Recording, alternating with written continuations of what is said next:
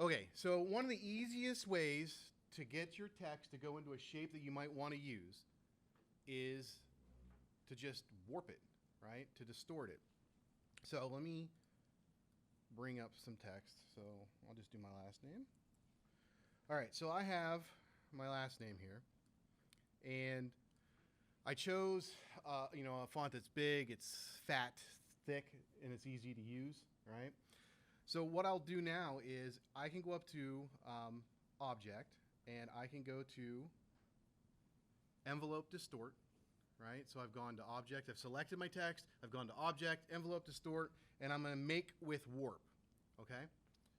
Now, in this Make with Warp options here, you have all kinds of different ones, and we've looked at a few of these. So you have Arc, and you have Arc Lower, and it goes on and on. There's Bulge and Shell.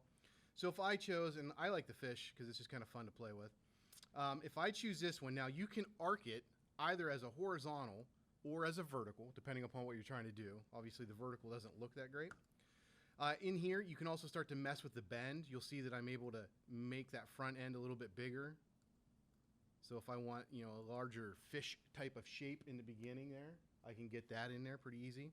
And then I can go with distortion. I can play around with if I want more distortion in the horizontal or in the vertical there. Always make sure that you have that preview check, because if you don't, you're not going to really get to see what you're working on. Okay, right? That was pretty quick. Now I've distorted my text, makes it kind of look like a fish a little bit, but I'm not done there.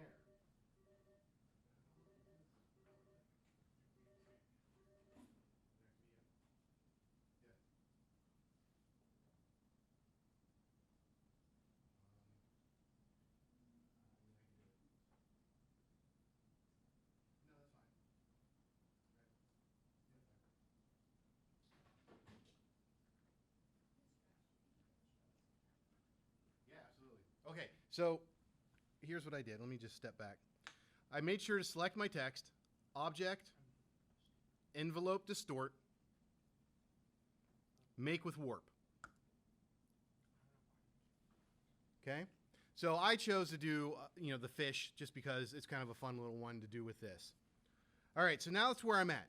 I have the fish, kind of, but I'm not done there. I want to mess with it a little bit more. I want to play around with it. So if I select that text and I go back up to Object, I can expand my text. And I want to make sure that if I'm expanding, I'm going to expand the object and the fill and say OK. And then I want to ungroup it. Now that I've ungrouped it, each individual, sometimes you have to do ungroup more than once. Now that I've ungrouped it, each letter is on its own. So I can change it up a little bit. I can change the color, I can add patterns, I can do whatever it is I want to mess with each of those letters that way. And then you already know, if you click on the direct selection, now I'm able to see my path. I'm able to see my anchors. I can start messing around with it a little bit more.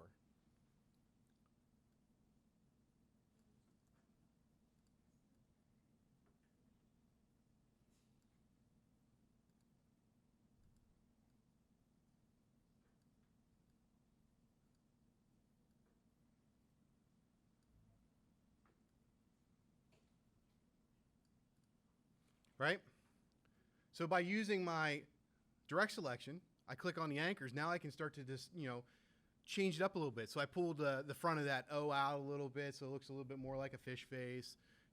I could really keep going with this if I wanted to and really kind of spice it up.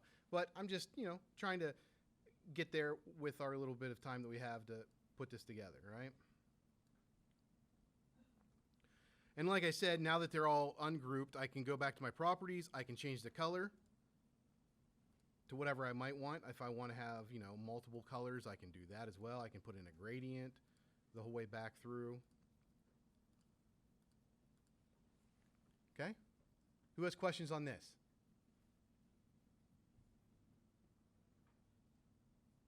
Everyone trying it? Okay.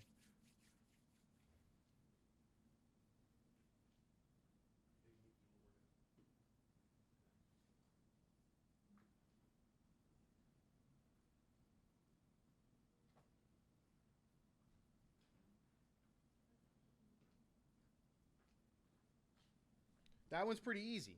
You can, and then you can go back. You can try another one if you wanted to try instead of the fish. We can go back and let's try another one. Oops. Let's say for the example here, I'll use a circle. All right, so I draw out my circle, and then obviously I'm going to need some text.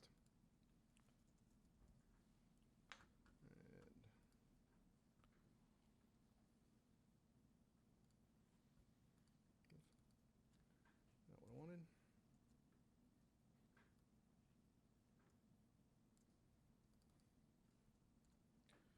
All right.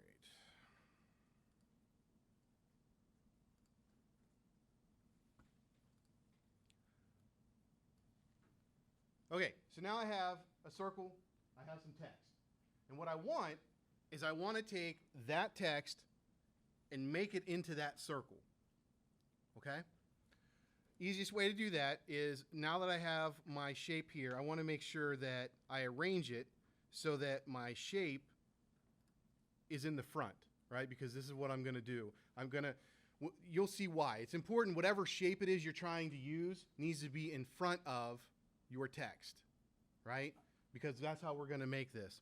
Now that I've done that, I need to come up to my text, and there's two ways you can do this. You can either right-click or control-click on it and create outlines, or you can go up to Object, Path, and create outlines through there. Okay?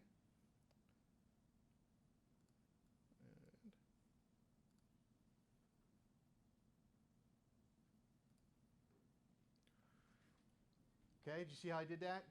So, to step back to show you, once I made my outlines, I select both pieces, and then I go back to Object, Envelope Distort, and instead of Warp this time, I want to make with Top Object. That's why I said we're going to put it in the top. And then when I click on that, it's going to take that text, and it's going to fit it to the shape that I just made. Yeah. Yeah, absolutely. I'll go all the way back here. Okay, so now that I have a circle and I have text, the first thing I want to make sure is that my circle, I've arranged it and made it to the front or on top, okay? And then I select my text, and again, I just control click because I like the keyboard shortcuts, and I create outlines. Once I've done that, I select both pieces, Object, Envelope Distort, Make with Top Object. And then when I click on it, it's going to take and put that text into whatever shape it is I've made.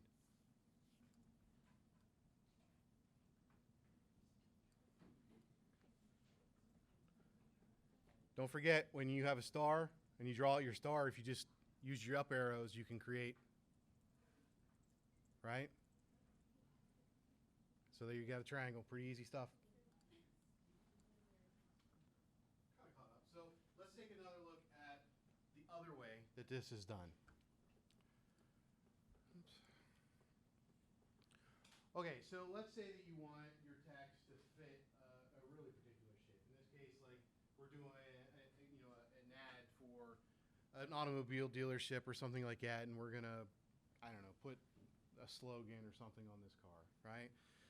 One of the quickest, easiest ways, obviously, is that you're going to want to create the car. So I found a picture of a car, and I'm just going to use that. Some of my stuff got turned off here.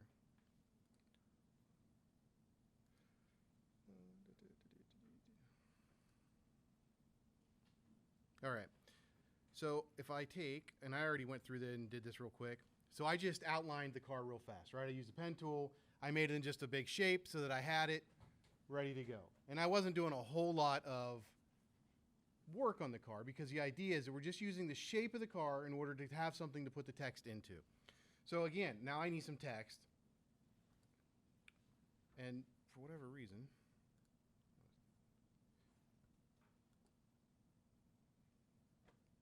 my Illustrator's been acting up. If you can see, I'm trying to get, and I can't. All right, yeah, I don't really. I mean, locked and stuff like that, but all right. Let's try again. Here we go. So I need some text, and I don't know what the slogan is. Let's just use ours. Let's make it all caps.